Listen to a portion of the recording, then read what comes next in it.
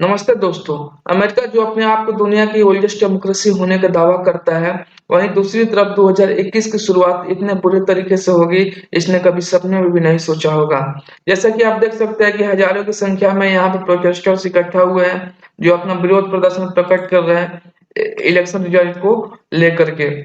Actually में ये Donald Trump के सपोर्टर्स हैं जो इलेक्शन रिजल्ट से काफी नाखुश है। जैसा कि आप देख सकते हैं कि तरह तरह के ये जो बैनर लिए हुए अपना विरोध प्रदर्शन कर रहे हैं। वहीं दूसरी तरफ जो यहाँ पे भीड़ इकट्ठा हुई थी, इनका एकमात्र मकसद था कि किसी तरह से जो फाइनल काउंटिंग होती है, जो वोटर की फाइनल काउंटिंग जिसको हम लोग सर्टिफिकेशन प्रोसेस बोलते हैं, उसको रोकने की कोशिश कर रहे थे। आप देख सकते हैं कि सिक्योरिटी पूरे सुरक्षा धज्जियां उड़ाते हुए कैसे ये बिल्डिंग में घुसने की कोशिश कर रहे हैं। एक्चुअली में अंदर ये जो है वो वोटर की काउंटिंग हो रही है और उसी को रोकने के लिए सारे भीड़ एक अंदर जाने की कोशिश कर रहे हैं। और हालांकि वहां पे जो सिक्योरिटी स्टाफ थे, जो मल्टी लेयर सिक्योरिटी थी, उनको उन्होंने इन पूरे भीड़ को, पूरे सिचुएशन को कंट्रोल करने की कोशिश करी, लेकिन इन्होंने अपने टीयर गैस का सहारा लिया और भी सारे इक्विपमेंट है जो कि मिले हुए हैं, उनका सहारा लिया। लेकिन भीड़ इतनी ज्यादा थी या यह पूरा सिचुएशन आउट ऑफ कंट्रोल हो गया और ये भीड़ कैपिटल हिल के अंदर घुस गई और उधर तोड़-फोड़ मचाने लगा। यहाँ तक कि आप देख सकते हैं कि एक शख्स यहाँ पे हाउस हाउस स्पीकर जो नैन्सी पेलोसी है, उनके ऑफिस में घुस करके ये बड़ी ही शान से बैठा हुआ है। इसे इससे आप अंदाजा लगा सकते हैं कि ये सिचुएशन कितनी गंभीर रही होगी। और इस पूरे वाकया के दौरान 4 लोगों की जान चली जाती है और इसमें एक महिला भी शामिल होती है। और इस इंसिडेंट ने पूरे दुनिया को हिला कर रख दिया है और अमेरिका की काफी आलोचना हो रही है। हमारे दिग्गज नेता जो भी वर्ल्ड लीडर्स है, उन्होंने उनका भी रिएक्शन इस पे आया हुआ है।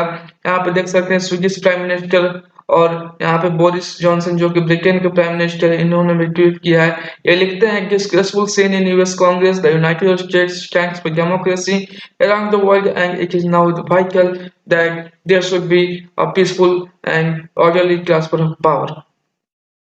और इसी इसी में हमारे प्राइम मिनिस्टर ने भी ट्वीट किया है, नरेंद्र मोदी जी ने, discuss to see the news about the riot and violence in Washington DC order and peaceful transfer of power must continue, the democratic process can not be allowed to subverted through unlawful protest.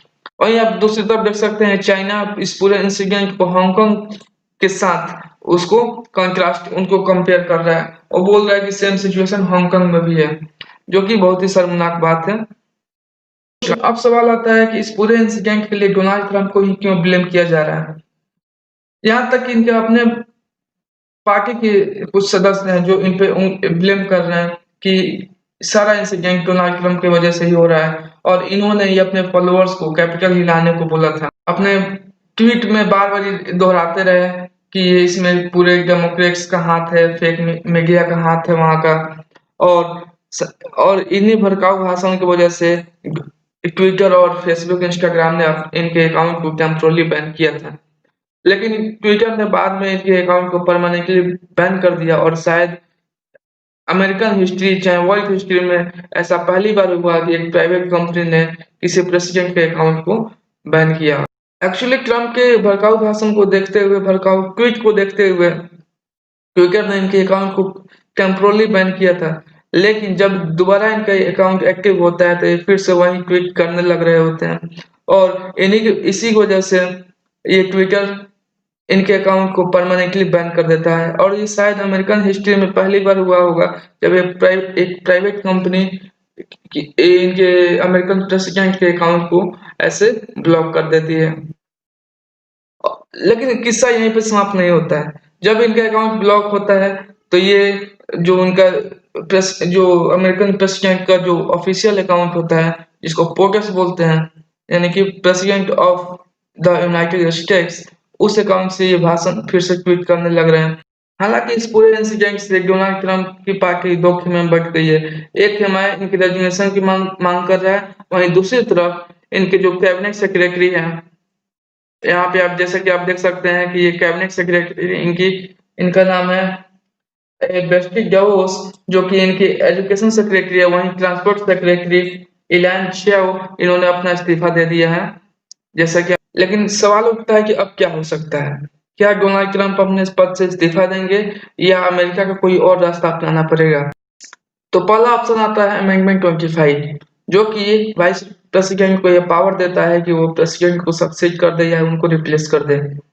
Actually में US constitution में amendment 25 एक ऐसा प्रावधान है कि अगर किसी भी कारणवश, चाहे वो डेथ हो, चाहे प्रेसिडेंट को हटाने के बाद हो, या फिर किसी भी कारणवश जब प्रेसिडेंट अपने काम को, रिस्पॉन्सिबिलिटी को फुलफिल नहीं कर पाते हैं, तो उसका आगे का क्या प्रोसेस होगा, बेसिकली इसी प्रोसेस ये अमेंडमेंट 25 में मेंशन है।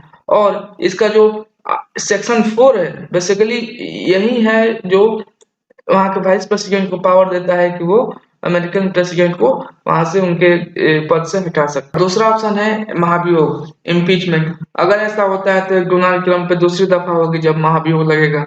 पहली बार 2017 पे इन पे महाभियोग लगा हुआ था, जस्ट इनके राष्ट्रपति पद संभालने के 1 साल बाद।